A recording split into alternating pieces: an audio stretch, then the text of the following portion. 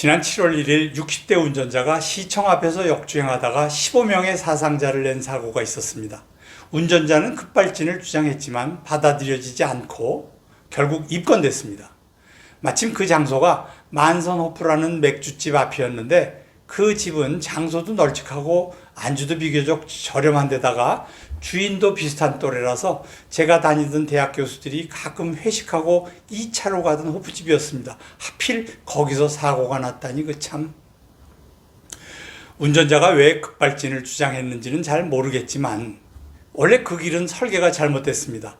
조선호텔에서 나오면 마치 사거리처럼 보이고 특히 어두운 저녁되면 일방 통행로의 우측 차선은 한국은행 쪽으로 우회전하는 차들이 헤드램프를 켠 채 늘어서 있고 좌측 차선은 비어 있는 데다가 일방 통행이라는 표지판도 보이지 않는 곳에 설치되어 있어서 일방 통행이 아닌 진행 방향처럼 보이는 곳입니다. 사고 발생 후 서울시가 그랬는지 아니면 경찰청이 그랬는지 잽싸게 일방통행 표지판 위치를 바꿔서 도로 설계가 잘못됐다는 증거도 인멸해 버렸죠. 그렇다고 도로 설계의 잘못을 지적하자는 것이 아닙니다. 모든 방송과 신문들이 일제히 운전자 나이에 대해서 시비를 거는 행태가 괘씸해서 그렇습니다. 60대 이상의 운전자 면허 발급에 뭔가 제재를 가해야 된다라는 그런 주장입니다. 그 이후 2달 동안 유독 60대 이상 운전자가 사고를 내면 기사 제목이 60대 만취 운전자, 60대 운전자 후진 주차하다가 추락사고, 60대 운전자 상점 돌진, 급발진 주장, 이런 식이죠.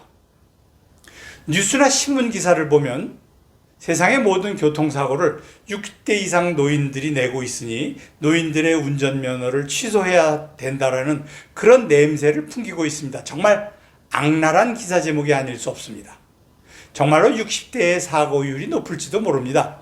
우선 인구 비중이 높고 20, 30대보다는 차를 가지고 있거나 운전하고 다니는 비율도 높기 때문에 사고 건수도 당연히 많을 것입니다.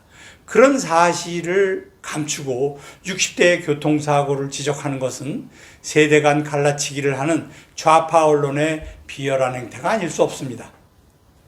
같은 논리대로라면 음주 운전사고가 많은 20대, 30대의 운전면허를 전부 취소해야 합니다. 며칠 전에 50대 만취 여성 운전자가 사고를 냈으니 모든 여성 운전자의 면허를 취소해야 하고 50대인 남성들도 면허를 취소하자는 기사가 나와야 공정할 것입니다. 그럼 누가 남죠? 세상의 모든 운전면허를 없애면 교통사고도 모두 사라질 것입니다. 좌파들의 노인 비하는 역사와 전통이 있습니다. 정동영이라는 작자는 선거 때 노인들은 집에서 쉬라는 말을 했습니다. 유시민이라는 자는 나이가 60이 넘으면 뇌가 썩는다는 망언을 했죠. 조국이란 자도 노친네 투표 못하게 여행 예약해드렸다고 했습니다. 참, 제가 오늘 처음 알았는데 이 자라는 말이 한자에서 왔다고 하더라고요. 음이 자인데 훈이 뭐라더라? 제가 요즘 깜빡깜빡해서 누구 아시는 분 계시면 자라고 읽히는 한자의 훈이 뭔지 댓글로 알려주시기 바랍니다. 김은경, 설훈, 최강욱 따위의 쪼무레기들이 했던 망언은 따로 거론하지 않겠습니다. 그렇다고 정동영, 유시민, 조국 같은 자들이 거물이라는 뜻은 아닙니다. 이들의 목적은 뻔합니다. 이런 말로 노인을 모욕해서 노인들이 발끈하게 만들고 또 그 발끈하는 모습을 조롱하며 청년들이 노인을 혐오하도록 만들겠다는 것입니다. 그렇지 않아도 세대 간 갈등이 있고 같은 세대 안에서도 남녀 간 갈등이 있는데 이 갈등을 줄이고 완화하는 일에 나서야 할 정치인들이 오히려 앞장서서 세대 간 남녀 간의 갈등을 부추기고 좌파의 나팔수 역할을 하는 언론마저 갈라치기를 하고 있으니 보통 심각한 일이 아닙니다.